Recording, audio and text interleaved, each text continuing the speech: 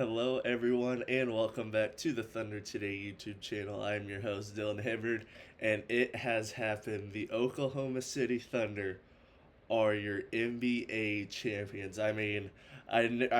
This is just unbelievable. I never thought we would actually see this day. We always talk about it. We believe this team was going to win the finals, but once it actually happens, it's just a feeling like no other. And this game, you look at it, and obviously the big storyline is, unfortunately, even if you're a Thunder fan, it really sucked to see Tyrese Halliburton go down so early in this game because I wanted to see everybody at their full straight to have one of the best series and possibly game sevens because going into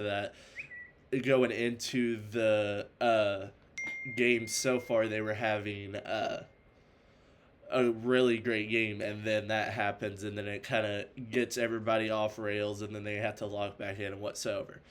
But the Thunder, they won. You can look at it either way, and they did their job. When somebody goes down, they continue to play their game, and that's how it was. And once Tyrese goes down, that's your opportunity to go out there and extend that lead, and they didn't, unfortunately. But they stayed the course, and it continued to work, and eventually ended up with the win. Now, we're gonna transition pretty early today, but we're just gonna kind of look at SGA's historic season. Of course, Shay won the Finals MVP right after. There was a lot of talk about whether if J-Dub had a big game right here that he could possibly jump Shay for that Finals MVP. But you look at it, and from the stats points of it, Shea averaged 30, about 6 and 2 steals on 45% shooting. J Dub averaged about 23 and a half, 4 and 4. So it would have taken a really bad Shea game and like a really good J Dub game for them to kind of convince or even think about giving it to J Dub.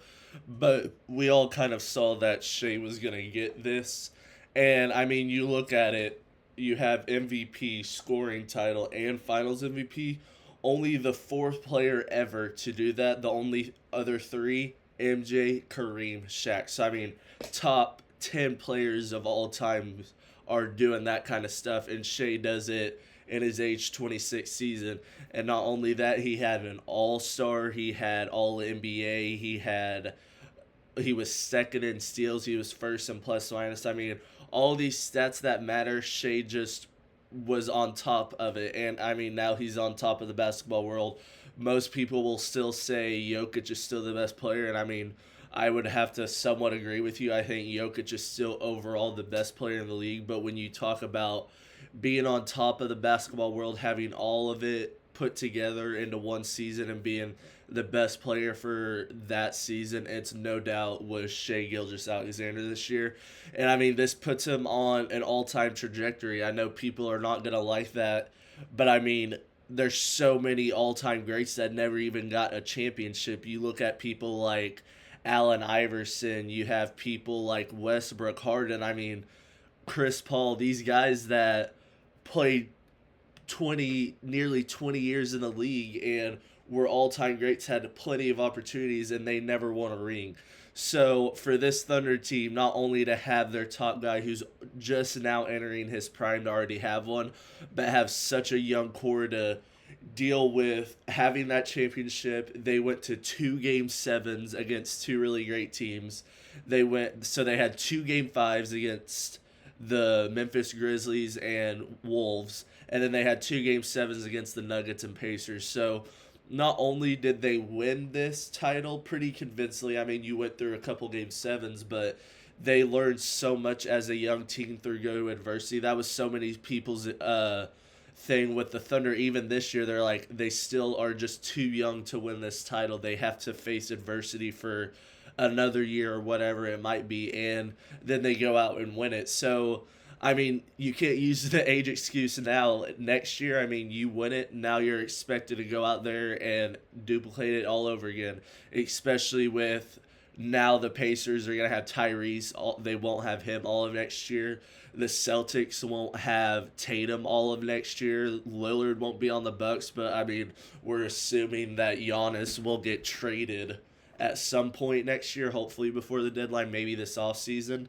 And you just look at it. I mean, now with the KD news, him moving over to Houston, Houston's probably that second best team in the West. No joke, them or the Wolves at this point. So, I mean, you look at it, it's just the West is so deep and so talented that, I mean, all you have in the East is the Cavs, the Knicks, the Magic as your top three. Maybe you get the Pistons up there as well to maybe get into the second round. But I mean, the East just it doesn't look like it's gonna be that strong. And from the West perspective, it just feels like the West is somehow getting stronger. I mean, you have the Rockets, Mavs, Wolves, Nuggets. You have the Spurs with Wemby year 3. You still have Warriors, Lakers, Clippers. I mean, you have all these teams. And at the top sit the Oklahoma City Thunder, and very convincingly, too. But let's kind of transition into the review and kind of what happened through Game 7. Like I said, midway through the first, Tyrese, they showed it on replay, and I'm sure everybody's seen it by now. You can just see that right Achilles pop, and it was so hard to watch, so sad to watch. As I mean, he instantly knew, he was crying right away, and it just, you could tell instantly what it was. And now people are kind of arguing, like, you kind of have to quit playing on calf strains, and you understand that it's Game 7, and yes, it's the finals. Of course he's going to go out there and play. We're not disregarding him trying to go out there and play. But when it's a calf strain, and you've seen so many players recently play on a calf strain and then play on it, and then look what happens. They rupture or tear their Achilles, and then it turns into not just not winning the finals this year, it turns into possibly career altering stuff. So yes, you're gonna push for it, because you also never know when you might make it back to the finals, especially as a smaller market such as Indiana.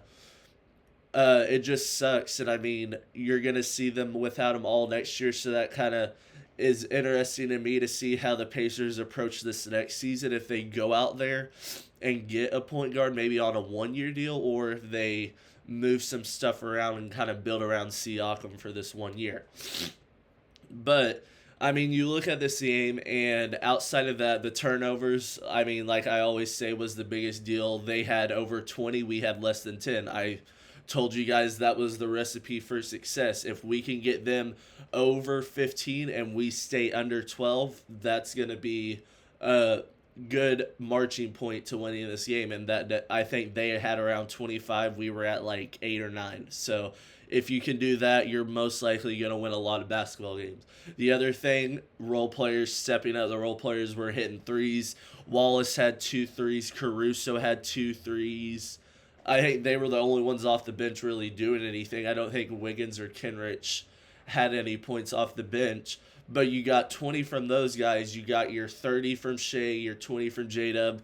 And I told you guys the biggest X factor of this game, Chet Holmgren. And he stepped up. And whenever he was getting going, it was so fun. At the end of the first half, it was like J-Dub and Chet were going. I'm like, one of you guys has to get going. They both kind of did.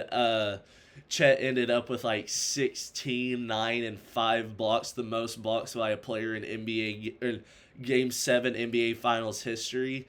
And it was one of those games. That's all we need from Chet. We need 15 points, 10 rebounds, 4 to 5 blocks. If that's what we get, the Thunder are tremendously better and so much harder to beat, because you know you're going to get pretty much 50 plus from Shay and J-Dub combined. So if you add the 15 on top of Chet with the all-world defense, like, he proved that he is, without a doubt, is probably a top 5 defender in the league. And I mean, it's crazy to say because he's not been fully healthy, but I mean, the guys that might take over him defensively just on a rim protection standpoint would be Wemby and maybe Evan Mobley or Rudy Gobert just on a defensive standpoint. But I mean, by next year, he's going to be right up there in the talks if he stays healthy in that Defensive Player of the Year conversation with Wemby. And he's just I think he's the one that propels the Thunder into that next level, into that possible dynasty level if they can continue to stay together, because next year is the last year you get Chet and J-Dub on their rookie contracts. So do the Thunder go into this offseason maybe wanting to extend them early and try to hopefully pay slightly less before they have another year of development and ascending into themselves? So the Thunder have a decision to make. I think no Thunder players are free agents, so I mean you're not having to worry about that. There's rumors the Thunder want to trade up in the draft. That's Wednesday, so we'll probably get a video out tomorrow or Wednesday, kind of talking about the draft and how that might what the Thunder might do and who the Thunder are kind of looking at in that aspect, because the Thunder just won the NBA Finals, and then they have 2 picks in the first round of this draft, and I believe like 2 second-round picks. So, I mean, I feel like the Thunder kind of had to package those 4, move up to like number 6, 7, 8, somewhere in there, pick up a guy you want. Maybe you move up for Ace Bailey. I mean, move up to 6 for Washington, and you pick a guy like that who's very raw, who you guys know you can kind of let kind of fit into his own skin and kind of let develop, because he's a very raw prospect.